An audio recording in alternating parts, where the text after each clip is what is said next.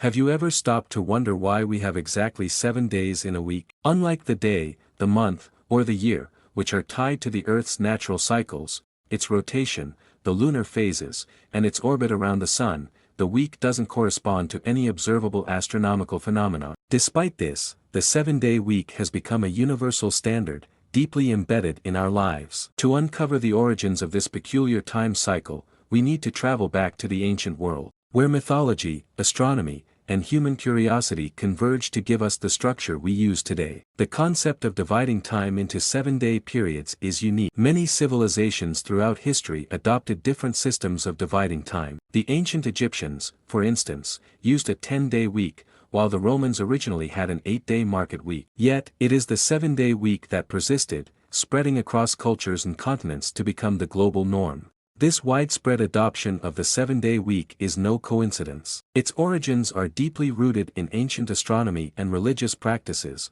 particularly those of the Babylonians, Hebrews, and later the Greco-Roman world. Today, we'll explore the celestial significance of the number 7, how the planets of antiquity influenced the names of the days, and how this system managed to withstand the test of time. To understand the 7-day week, we must first delve into the ancient world's understanding of the cosmos. To the Greeks and Romans, the sky was a dynamic realm filled with mysterious objects. Among the countless stars, 7 stood out because they moved independently of the others. These wanderers, or planets, from the Greek word planets, meaning wanderer, were the Sun, the Moon, Mercury, Venus, Mars, Jupiter, and Saturn. In those times, people believed that these celestial bodies held great power and influence over their lives. This belief wasn't just superstition, it was part of a larger worldview where the heavens were seen as divine. The planets were associated with gods and goddesses, and their movements were thought to affect everything from the weather to human behavior. This celestial framework laid the foundation for the days of the week. Each of these 7 celestial bodies was assigned to one day, creating a cosmic rhythm that reflected the ancients' reverence for the heavens. This system eventually became enshrined in the calendar, influencing how people measured and organized their lives. The connection between the planets and the days of the week is perhaps the most fascinating aspect of this story. Let's take a closer look at how each day was named and the mythology behind it. Sunday is named after the sun, which ancient cultures considered the most powerful celestial body. The sun was often seen as a life-giving force, symbolizing energy, warmth, and vitality. In Latin, it was called dies solis, day of the sun, and in Greek, it was hemera heliou. The name has endured across many languages, emphasizing the sun's universal significance. Monday is the day of the moon, the celestial body most closely associated with emotions, intuition, and the cycles of life. In Latin, it was dies luni, day of the moon, and in Greek, hemera selens. The moon's phases had practical implications for ancient agricultural societies. Tuesday is named after Mars, the god of war. The Latin term dies Martis, day of Mars, reflects this association, as does the Old English equivalent Tuesdag, derived from Tiw, the Norse god of war and combat, who parallels Mars in Roman mythology. The fiery red planet's connection to aggression and energy was fitting for a day dedicated to the god of battle. Wednesday is associated with Mercury, the fleet-footed messenger of the gods. The Latin dies Mercurii, day of Mercury, inspired this name. In Old English, it became Woden'sdag, named after Woden, or Odin, a Norse god linked to wisdom and communication, traits shared with Mercury. This association highlights the importance of intellect and swiftness.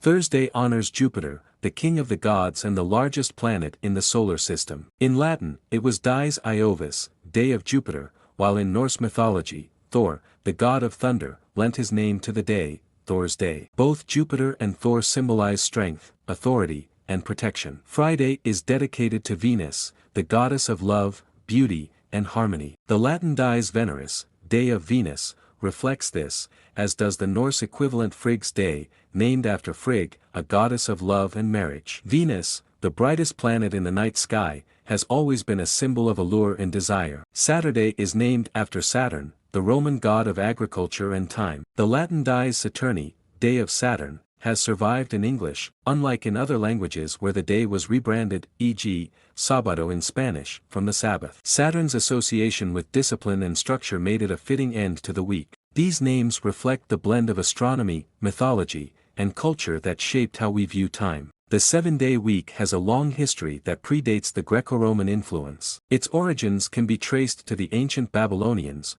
who were among the first to study the skies systematically. They divided the lunar month, approximately 29.5 days, into 4 weeks of 7 days, corresponding to the phases of the moon. The number 7 also held symbolic significance in many cultures. It was considered sacred, representing harmony and completion. In Judeo-Christian traditions, the 7-day week was reinforced by the biblical account of creation, where God created the world in 6 days and rested on the 7th. The Sabbath, a day of rest, became central to Jewish and later Christian practices, further entrenching the 7-day cycle. As Babylonian culture influenced neighboring civilizations, the 7-day week spread to the Greeks and Romans, who adapted it to fit their own celestial and mythological frameworks. By the time of the Roman Empire, the 7-day week had become standard across much of the Western world. For centuries, the ancient model of the cosmos dominated human understanding of the universe. The idea of 7 celestial bodies influencing our lives was so ingrained that it persisted even as scientific knowledge advanced. It wasn't until the 16th century that this view was challenged by Nicholas Copernicus,